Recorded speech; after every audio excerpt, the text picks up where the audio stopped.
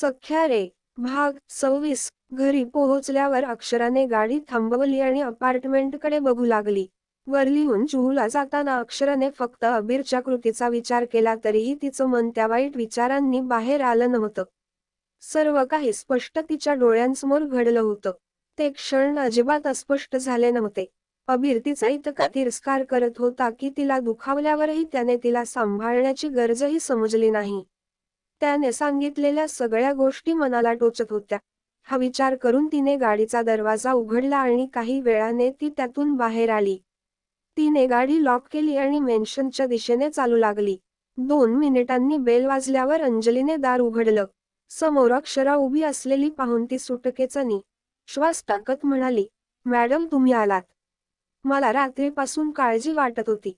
मला फोन करायचा होता पण तुमचा फोन नंबर माझ्याकडे नव्हता." असं म्हणत अंजलीने पाहिलं की अक्षराचा चेहरा कोरडा पडला होता. दुःखाने आणि थकव्याने कोरडं पडलं होतं. त्यावर तिने अक्षराचा हात आपल्या हाताने धरला आणि म्हणाली, "तुम्ही आधी आत या." अक्षराला लिव्हिंग रूमच्या सोफ्यावर बसवल्यानंतर अंजली हातात पाण्याचा ग्लास घेऊन धावतच अक्षराकडे आली. "मॅडम पाणी." अंजली अक्षराकडे ग्लास वर करत म्हणाली. "नाही नको." सोफ्यावरून उठत काही क्षण अक्षरा म्हणाली. पायऱ्यांकडे बघून ती पुन्हा म्हणाली, "मी खूप थकले आहे, मला झोपायचं आहे. मला खोलीत उठवायला येऊ नकोस, मी स्वतः खाली येईल." "पण मॅडम तुमच्या ऑफिसला जायची वेळ झाली आहे."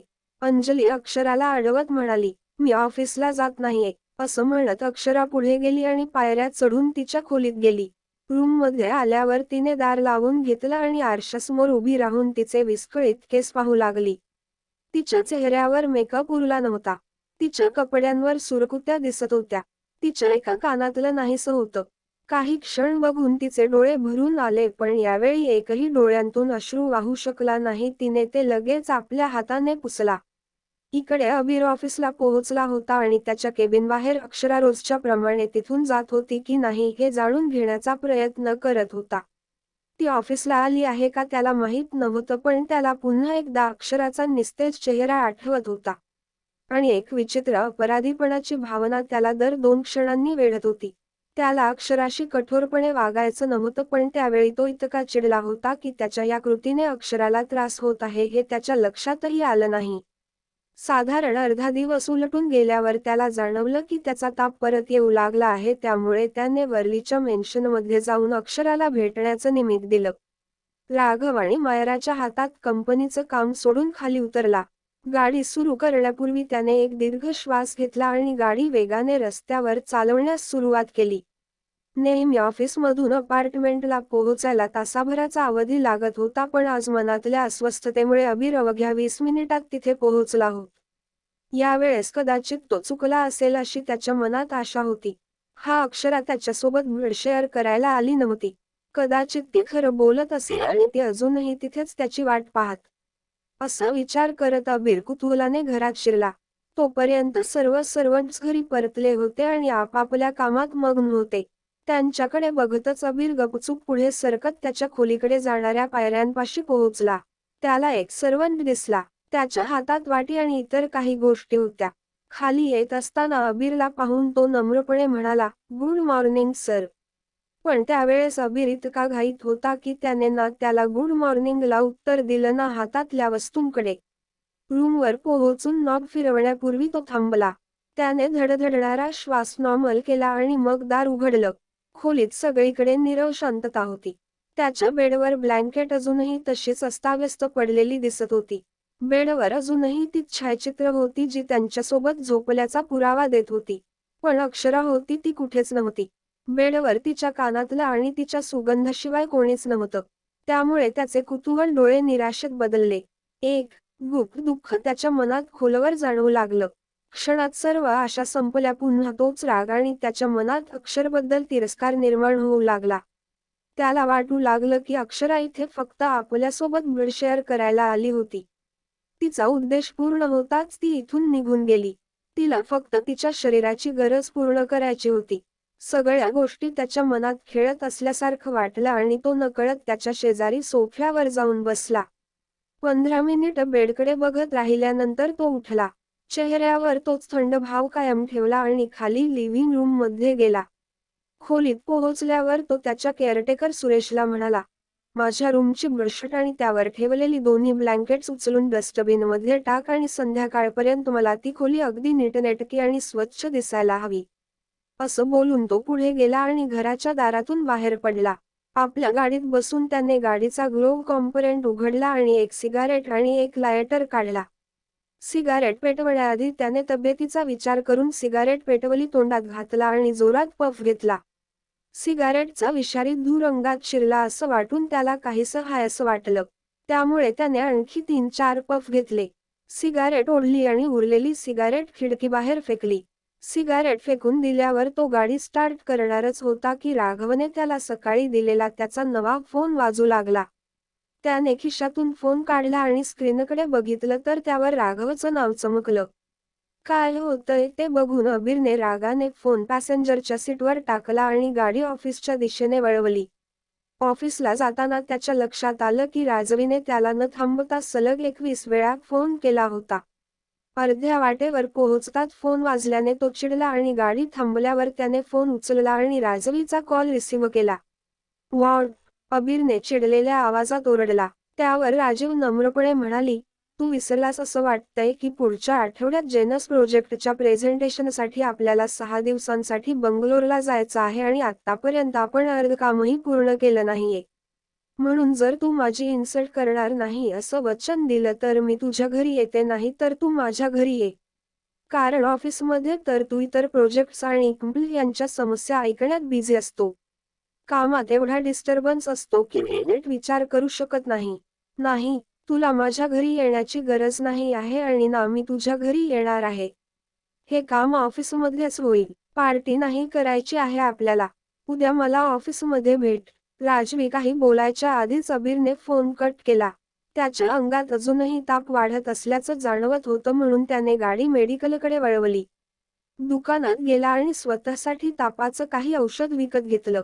औषध घेताना त्याने तोंडात पाणी टाकलं तेव्हा अचानक त्याला अस्पष्टपणे रात्री अक्षराने त्याला सूप द्यायचा प्रयत्न केला आठवलं. त्यानंतर त्याने डोळे मिटले आणि काल रात्रीचं सर्व काही आठवण्याचा प्रयत्न केला, पण त्याला काही स्पष्ट आठवत नव्हतं.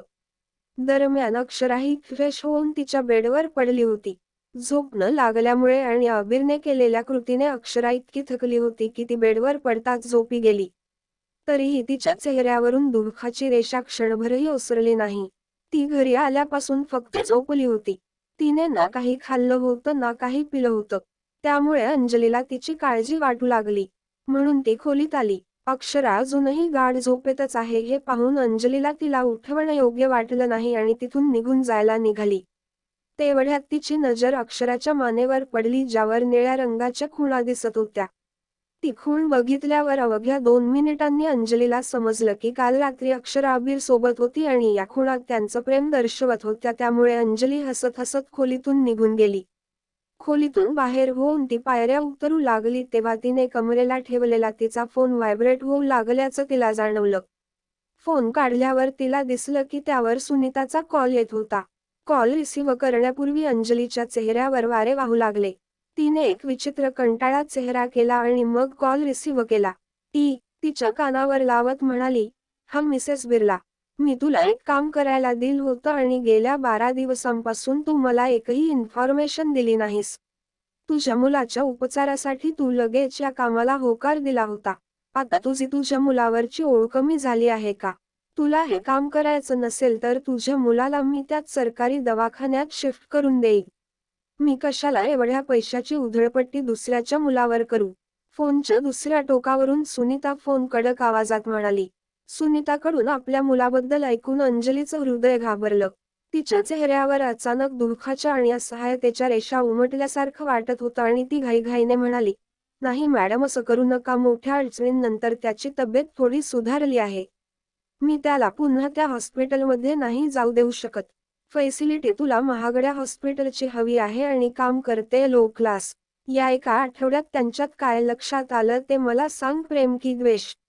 सुनीता हसत म्हणाली, "काहीच नाही. मी अजून साहेबांना पाहिलंही नाही आहे. ते घरी येत नाहीत. अक्षरा मॅडम घरात एकट्याच राहतात." अंजली पायऱ्या उतरताना म्हणाली आणि मग अक्षराच्या खोलीकडे पाहत काही वेळ गप्प बसली. यानंतर ती पुन्हा म्हणाली, मॅडम सुद्धा कधी त्यांच्याकडे जाण्याचा प्रयत्न करत नाहीत.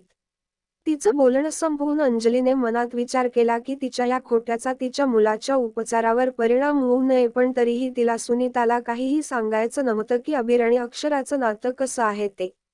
तिलाही अक्षराचं दुःख फील होत होतं. जरी तिला त्यांच्या नात्याबद्दल सगळं काही माहीत नव्हतं, पण तिला हे कळलं होतं की त्यांच्यात पती पत्नीचं नातं नाही आहे.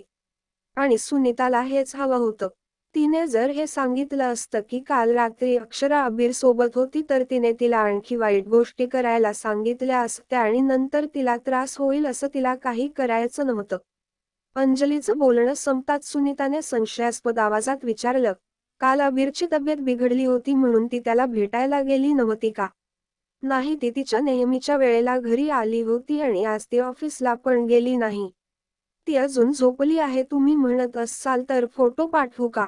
अंजलीने खोटं इतक्या ठामपणे सांगितलं की सुनीताने तिच्यावर विश्वास ठेवला आणि तिने कोणताही प्रश्न न विचारता, तुझ्या मुलाचे उपचार अशा प्रकारे चालू राहतील जोपर्यंत तू अशीच इन्फॉर्मेशन देत राहशील, असं सांगून तिने फोन कट केला.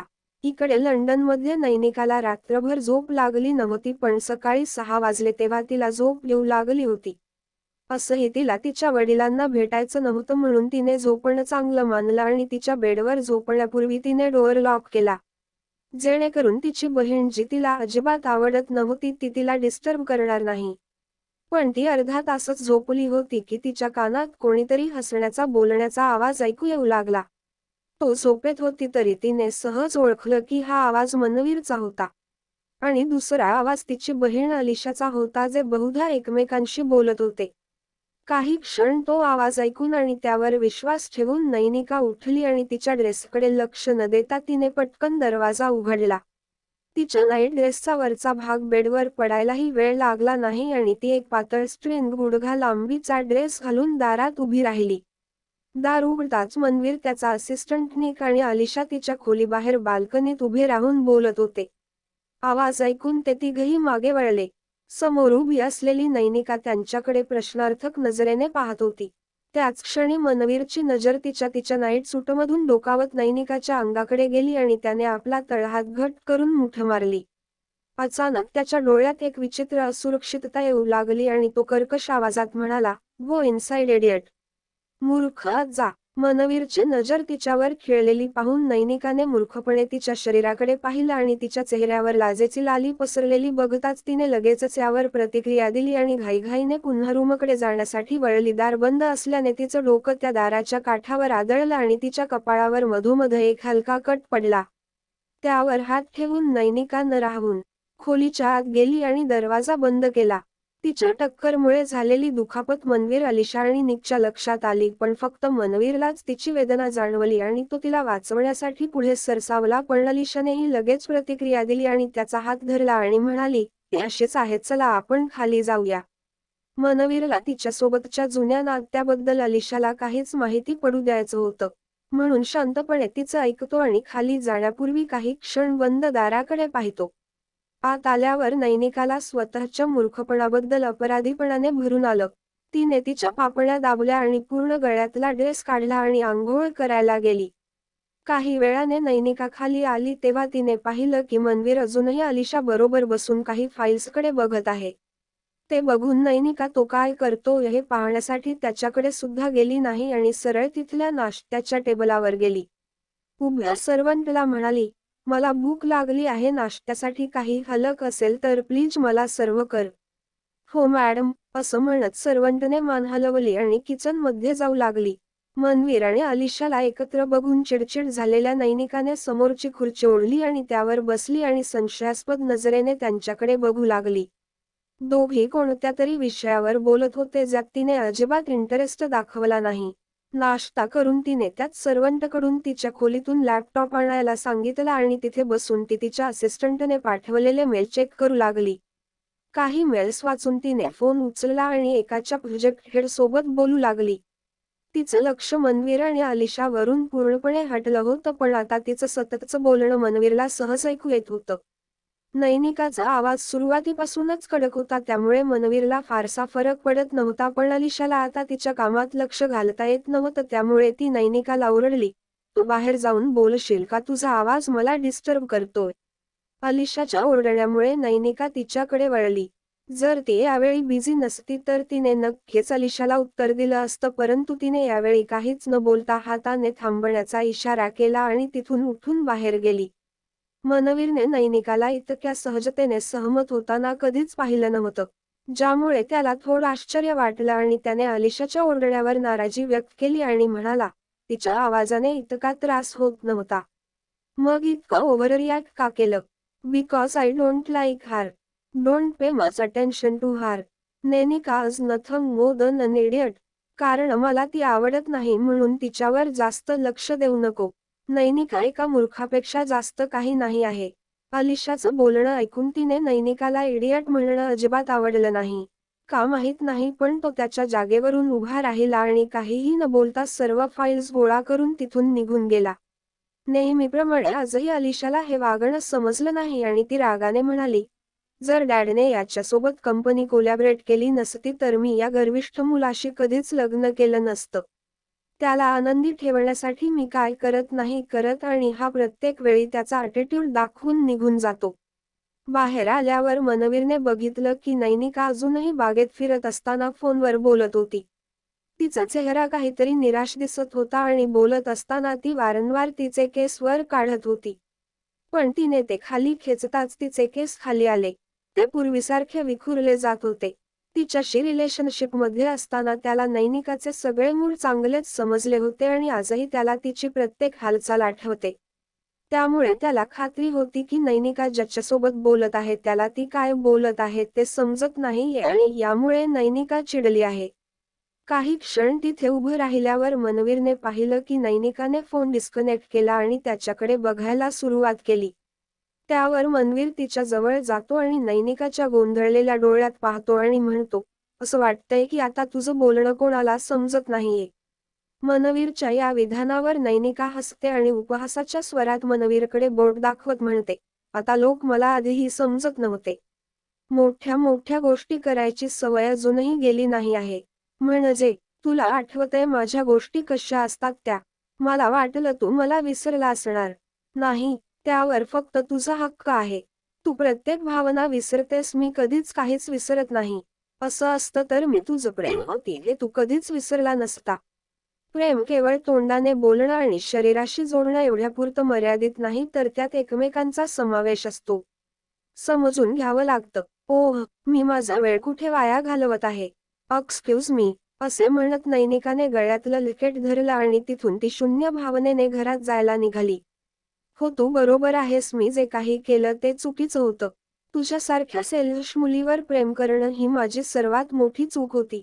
You are so cheap, Manveer न वळता म्हणाला. पण नैनिकाने यावर प्रतिक्रिया दिली नाही आणि पुढे निघून गेली. दरम्यान अक्षरा ऑफिसला न आल्याने आरोही खूप नाराज झाली. त्यामुळे तिने जुहूच्या हवेलीत जाऊन अक्षराला भेटण्याचा विचार केला आणि ऑफिसमधून थेट तिच्याकडे गेली. घरी आल्यावर अंजलीने तिला सांगितलं की अक्षरा सकाळपासून फक्त तिच्या खोलीत आहे. क्षणभरही ती बाहेर आली नाही. हे ऐकून आरोहीला अक्षराची आणखीनच काळजी वाटू लागली आणि ती घाबरलेल्या अवस्थेत तिच्या खोलीत गेली. खोलीत पोहोचल्यावर आरोही पाहते की अक्षरा खिडकीजवळ शांतपणे उभी राहून बाहेर बघत होती. आणि पुन्हा पुन्हा हात वर करून चेहरा साफ करत होती. मागून तिच्याकडे बघूनही आरोही सहज सांगू शकत होती की ती अश्रू पुसत होती. काही क्षण अक्षराकडे टक लावून पाहिल्यानंतर आरोही म्हणाली, मिसेस बिर्ला. आरोहीचा आवाज ऐकून अक्षरा तिच्याकडे वळली आणि मग तिच्याकडे एक कटाक्ष टाकून ती बेडच्या दिशेने निघाली. तिचा चेहरा पूर्णपणे निराशेने बुडाला होता. ते पाहून आरोही पुन्हा चिंताग्रस्त आवाजात म्हणाली, मिसेस बिर्ला, काल रात्री तुम्ही अबीर सरांसोबत होता ना? तुमच्यात आणि त्यांच्यात काही घडलं का? ते सुद्धा ऑफिसमध्ये खूप अस्वस्थ आहेत. खरं तर आज अनेक एम्प्लॉईलाही त्यांच्या रागाला सामोरं जावं लागलं आहे. असं म्हणत आरोही अक्षराजवळ आली. आणि अक्षराचा चेहरा दुःखाने भरलेला आहे हे तिच्या लक्षात येऊ लागलं. अबीर सरांनी तुला काही केलंय का? अक्षराला बराच वेळ निरखून घेतल्यानंतर आरोही रागाने म्हणाली. आरोही बोलत असतानाही अक्षरा काहीच बोलली नाही आणि गप्पच राहिली. ती बेडवर बाजूला पडली. तिची नजर आरोहीपासून दूरवर दिसत होती आणि आता तिचं रडणं थांबलं होतं. तिने विचारलेल्या प्रश्नाच्या उत्तराची वाट बघणारी आरोही आता गप्प झाली होती. बराच वेळ ती खोलीत गप्पच होती. असंच चालू होतं मग आरोहीने ऐकलं अक्षरा तिला काहीतरी बोलते. माहिती आहे आरोही, मी लहान असताना फेरीटेलच्या स्टोरी ऐकायची आणि माझाही त्याच्यावर विश्वास होता. पण जेव्हा मी अबीरशी लग्न केलं तेव्हा माझा या सर्वांवरून विश्वास उडाला आणि मी विचार केला की फेरीटेलवाल्या स्टोरीमधला ड्रॅगन रिअल लाईफमध्ये नेहमीच जिंकतो आणि स्टोऱ्या खोट्या असतात. पण आता मला असं वाटतं की परीकथा वास्तवापेक्षा सत्य असतात. यासाठी नाही की ते आपल्याला सांगतात की ड्रॅगन अस्तित्वात आहे, पण यासाठी की ते सांगतात की ड्रॅगनला देखील पराभूत करता येतं. आरोहीला या शब्दांचा अर्थ सुद्धा समजला नाही, त्यामुळे ती आश्चर्याने आणि संभ्रमाने अक्षराच्या डोक्याकडे बघू लागली. आतापर्यंत स्वतःमध्ये हरवलेली अक्षरा अचानक उठून बसली आणि आरोहीकडे आश्चर्याने पाहिलं. तिच्या चेहऱ्याकडे पाहत ती म्हणाली, अबीरसाठी मी काहीही नाहीये. कदाचित तुला हे वेड वाटेल, पण एकतर्फी प्रेम हे सुद्धा एक नातं असतं. पण ती व्यक्ती तुमच्या प्रेमाला पात्र नाही आहे. माझ्यासाठी ते जल्लादासारखे आहेत. ते तुम्हाला खूप त्रास देतात. मला एक गोष्ट सांगा, तुम्ही त्यांच्याशी लग्न करण्यास नकार का दिला नाही? तुम्ही सुद्धा एका रिच फॅमिलीमधून बिलॉंग करतात. तुम्ही तुमच्या डॅडला सांगू शकत होत्या की त्यांनी तुमच्यावर जबरदस्ती केली आहे. मग तुम्ही त्यांच्याशी लग्न का केलं? आरोहीने अक्षराला विचारलं. त्यांच्यावर आरोप? अक्षरा हसत म्हणाली आणि मग ती गंभीर झाली आणि आरोहीला जवळ बसवत म्हणाली, आपण ज्याच्यावर प्रेम करतो त्याच्या सर्व गोष्टींवर आपण प्रेम करतो. काही लोकांसाठी व्हॅलेंटाईन डेला गिफ्ट्स देणं आणि आय लव्ह यू म्हणणं हे सर्व प्रेम असेल, पण हे सर्व फक्त मूवीमध्येच घडतं. प्रेम हा एक महासागर आहे ज्याला पार करायला त्यात बुडून जावं लागतं. स्वतःला हरवून द्यावं लागतं. प्रेमाच्या डिक्शनरीमध्ये मी नसतो आणि जिथे मी आहे तिथे प्रेम एक्सिस्ट असूच शकत नाही. आणि राहिली गोष्ट आरोप लावण्याची, तर त्यांनी यापेक्षा जास्त माझा तिरस्कार केला असता. कारण त्यांनी माझ्यासोबत जबरदस्ती केली नव्हती. मला अजूनही एक अस्पष्ट भावना आठवते, जेव्हा ते माझ्या जवळ आले तेव्हा मी त्यांना विरोध केला नाही. इनफॅक्ट मला स्वतःला त्यांच्या जवळ राहायचं होतं आणि या सगळ्यासाठी मी त्यांना कसं ब्लेम करू शकते? दुहेरी अवतरण चिन्ह. हे ऐकल्यावर ना आरोही काही बोलली ना अक्षरा पुढे काही बोलली. काही क्षण खोलीत शांतता पसरली. ही शांतता भंग करत आरोहीने शेवटी अक्षराच्या केसांना बोटांनी गुंफलं. त्यांनी दिलेली वेदना तुम्हाला त्रास देत नाही का? त्यांनी मला दिलेल्या त्रासाबद्दल जर मला वाईट वाटू लागलं तर तो माझ्या प्रेमाचा अनादर नाही का होणार? प्रेम कधीच कशाची मागणी करत नाही आणि माझ्या प्रेमाच्या बदल्यात मला अबीरकडून कधीच काही नको आहे. प्रेम नेहमीच देतं. एकतर सुख असो वा त्रास. माझ्या नशिबात त्रास आहे, मग मी त्यातून सुटका करून या कोणाकडे धावू शकत नाही. अक्षराने आरोहीला उत्तर दिलं आणि तिचं प्रेम किती दिवस जगू शकेल याचा विचार करू लागली. अबीर कधीच तिच्यावर प्रेम करणार नाही हे तिला चांगलं माहीत होतं. तो तिला फक्त खेळण्यासारखा समजत होता आणि वर तो सगळा खेळ केव्हाही संपू शकत होता. पण तरीही जोपर्यंत ती त्याच्यासोबत होती तिला त्याच्यावर मनापासून प्रेम करायचं होतं. अबीर फक्त आणि फक्त तिचाच तिरस्कार करतो हे तिला चांगलंच समजलं. त्याच्या नजरेत तिचं काहीच स्टेटस नव्हतं. या सगळ्या गोष्टी तिच्या मनात आल्या. त्यानंतर अक्षरा फार काही बोलू शकली नाही, पण तिचं डोकं नक्कीच तणावामुळे दुखायला लागलं. तिने त्याला पहिल्यांदाच पाहिलं होतं तेव्हापासून एकही दिवस असा गेला नाही की जेव्हा अक्षराने त्याचा विचार केला नसेल. वास्तव हेच होतं की तो तिला सोडून गेला तरी ती अबीरवर प्रेम करतच राहणार. या सर्वांमधून अक्षरा बाहेर आली. या विचारांनी आरोहीने तिला पुन्हा प्रश्न विचारला, मग अबीर सर आज रात्री इथे येणार का? ज्याचं उत्तर माझ्याकडे असा प्रश्न तू का विचारत नाहीस? अक्षरा म्हणाली, माझ्याकडे एक प्रश्न आहे ज्याचं उत्तर फक्त तुम्हीच देऊ शकता. तुम्ही म्हणत असणार तर मी विचारू? आरोही जरा संकोचून म्हणाली. काय? अक्षराने सहज हसत विचारलं. काल रात्री तुम्ही अबीर सरांना सूप कसं प्यायला देईल? माझी कल्पना कामी आली का? आरोहीने उत्सुकतेने विचारलं.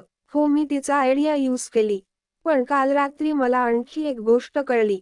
एवढं बोलून अक्षरा गप्प झाली आणि आरोहीच्या गालाला हळूच मारताना ती पुन्हा म्हणाली, आजपासून मी कधीच तुझ्याकडून सल्ला घेणार नाही. अक्षराचं उत्तर ऐकून आरोही हसायला लागली. तिला आधीच माहीत होतं की तिचा उपाय खूप फिल्मी आहे आणि अक्षरा तो कधीच स्वीकारणार नाही. तिच्या हसण्यावर नियंत्रण ठेवत तिने अक्षराच्या हसऱ्या चेहऱ्याकडे पाहिलं. ती इथे आली तेव्हा अक्षरा खूप अस्वस्थ झाली होती, पण आता ती नॉर्मल दिसत होती. मग ती म्हणाली, माझी आजवरची सर्वात चांगली मैत्रीण तुम्ही आहात आणि ही आरोही नेहमीच तुमच्यासोबत असेल. मग परिस्थिती कशीही असो. आरोहीच्या बोलण्याचं गांभीर्य समजून अक्षराने तिला मिठी मारली आणि म्हणाली, आरोही तू खूप छान आहेस. तुझ्याशिवाय माझ्यासोबत कोणीही नाहीये. माझ्या वेदना ऐकायला आणि मला हसवायला आल्याबद्दल thanks. Always I am with you. Aarohi पण अक्षराला हाताशी धरून म्हणाली. मग अंजली अक्षराची बॅग घेऊन खोलीत आली आणि अक्षराच्या चेहऱ्याकडे पाहिलं. तिला निवांत हसताना पाहून त्यांनाही थोडासा दिलासा वाटला. तिचे बॅग हातात घेताना ती म्हणाली, मॅडम सकाळपासून तुमचा फोन कितीतरी वेळा वाजतो. तुम्ही झोपला होता म्हणून मी तुम्हाला डिस्टर्ब केलं नाही, पण फोन पर्समध्ये होता त्यामुळे मी तो काढू शकले नाही आणि रिसीव्ह सुद्धा केला नाही. बॅग घेण्याआधी अक्षराने अंजलीच्या चेहऱ्याकडे पाहिलं आणि तिला म्हणाली, थँक्स. आरोहीला प्लीज काहीतरी खायला द्या, तिला भूक लागली असेल. ती थेट ऑफिसमधून इथे आली आहे, मी पण खाली येते. Okay madam. म्हणत अंजली बाहेर जाऊ लागली. दारात पोहोचल्यावर तिला काहीतरी जाणवलं आणि मागे वळली. तेवढ्यात तिची नजर तिच्या मागे उभी असलेल्या आरोहीवर पडली. मला जेवायला आवडत, त्यात काही गैर आहे का? आरोही निरागसपणे म्हणाली. त्यावर अंजली हसली आणि पुढे सरकली. आरोहीही तिच्या मागोमाग खोलीबाहेर गेली. हे गाईज, कसा वाटला भाग? आरोही अक्षराची मैत्री कशी वाटली? अबीरला आठवेल का रात्रीच? कळेल का त्याला त्याची चूक? केव्हा घेईल तो समजून अक्षराला? बघूया पुढे काय होईल. त्यासाठी वाचत राहा. सख्या रे. To be continued. व्हिडिओ आवडला असेल तर लाईक करा, शेअर करा आणि चॅनेलला सबस्क्राईब करून बाजूची घंटी नक्की दाबा. धन्यवाद.